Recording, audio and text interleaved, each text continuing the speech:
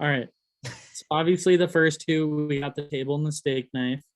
The table knife, it's great for everything all around breakfast, lunch, and dinner. You can use it to butter your toast and then also cut your toast in the morning. But then it still cuts like our larger steak knife.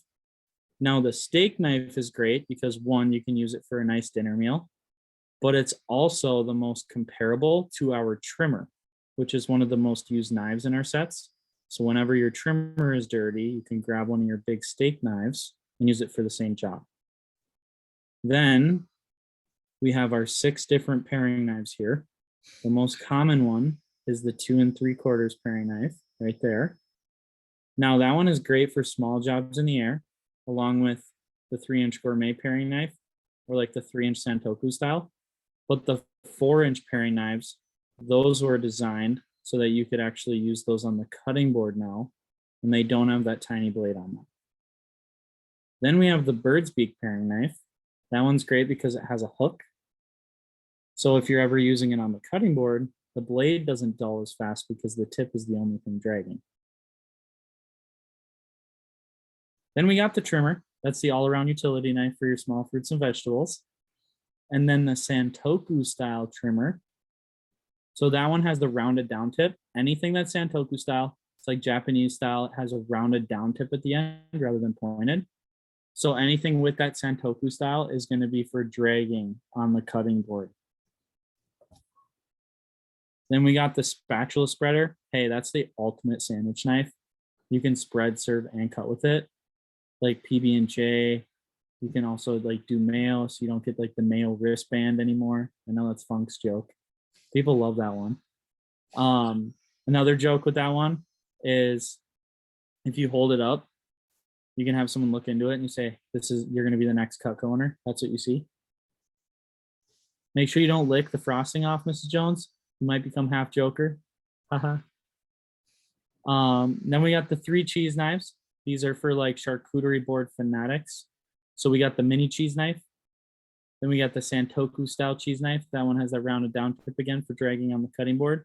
But then we got the traditional cheese knife. Now that's the #1 best-selling knife on Cutco.com. That's the best one we make. The holes in it allow things not to stick. So you can only use it on Sundays because it's the holy knife. But the cheese knife, I call it the everything sticky knife because it's good for a lot of other things, even if you don't do cheese. So you can use it on anything sticky or starchy, like apples, cucumbers, potatoes, tomatoes, lemons, limes. Then we got the turning fork. So that one's good for turning stuff on the stovetop, whether it's bacon or sausage. I, Mrs. Jones, cook a lot of chicken for my bodybuilding. So anytime I am cooking chicken in the oven, I grab the turning fork and I use it to flip it over. Works good for that. The best part about it though, is it's a built-in alarm clock. So if you need to wake up your kids in the morning, you can just give them a little poke with it. Then the carving fork, that's going to be for your hams, turkeys, large roasts, anything you're carving up. You could also use this on like the grill, Mrs. Jones. My good friend Gunner, his dad uses the carving fork to hold down his steaks on the grill. And then he like cuts it open to check them. Then we got the salmon knife. Now the catalog lists it as the salmon knife, but we call it the thin slicer because it's also great for cutting up melons. And then a little tip for that one is look up thin slicer on YouTube, thin slicer Cutco, and show them the Jason Jeffrey video of them cutting up the watermelon. But that one can bend to almost a 90-degree angle. So it'll slip right through a watermelon, and then you can use the flexibility to fillet a rind right off of it. Okay, all the way up to the top, we got the 5-inch Petite Santoku. I call it the baby chopper. I don't know about you, Mrs. Jones, but I don't chop babies. Works pretty much great for everything else.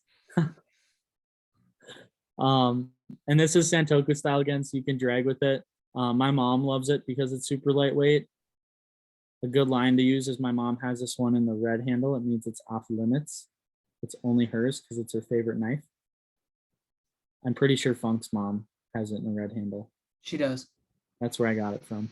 Yeah. And then we got the larger version, the 7-inch Santoku. Between those two, it's more of a size preference, what you like. And then we got the Petite Chef and the French Chef. The Petite Chef, that's our most popular chef knife that we have. It comes in pretty much all of our sets. That one's good for chopping, dicing, mincing.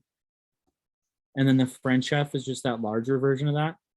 Most people don't go with the French Chef though, because that's more geared towards old school cooking styles with a very large chef knife. That's why we don't see it that often. Then we got the Petite Carver. That's also for your meats. Really good for pineapple and cantaloupe as well. Then we got the 9-inch Carver. That one's gonna go well with that carving fork.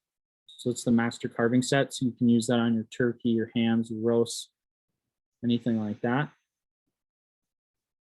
Then we got the 8-inch Carver, Santoku style. So this has the rounded down tip. This is, I like to say this is just like another version of that Petite Carver there. That one is also kind of just like a preference between those two, what you like more. Then we got the Petite Slicer. So this is a smaller bread knife. So Mrs. Jones, if you guys do a lot of bread, it's always great to have a second bread knife so you're not washing your main one all the time. Also though, if you guys are ever doing like garlic bread or anything on the dinner table, most people don't want a super long bread knife just laying out, so they go ahead and grab their Petite Slicer.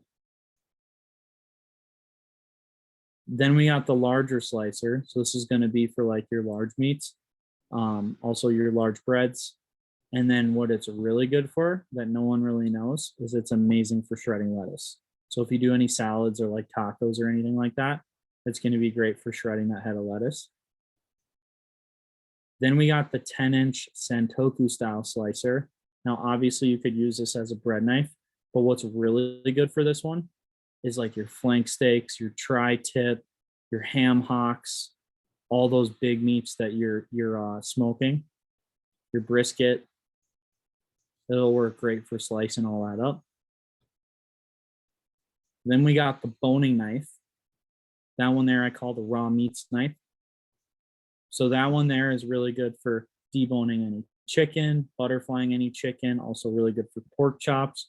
If you're ever trying to get around like that really tough area on the bone, really good for that.